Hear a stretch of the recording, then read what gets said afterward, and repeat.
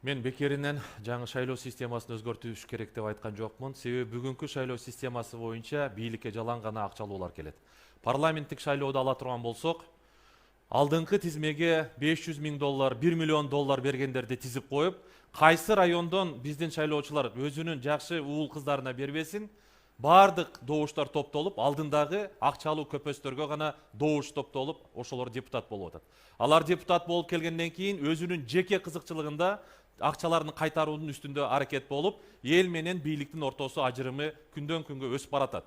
Ошондуктан биз мына бардык агитацияны көчөдөн жарнактар аркылуу эмес, телевидение, радиодон роликтер менен эмес, мына жерде дебат менен деңгээлини көрүшүбүз керек.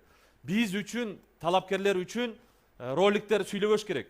Же болбосо көчөдөгү жарнактар сүйлөбөш керек. Мына жерде деңгээли кандай экени ушул жерде эл көрүп аныкташ керек. Ошондой системаны киргизгенде татыктуулар парламентке келет, эртең прокуратурасы болобу, СМБсы болобу, кандай басым кылбасын, ал өзүнүн мындай позициясы бар.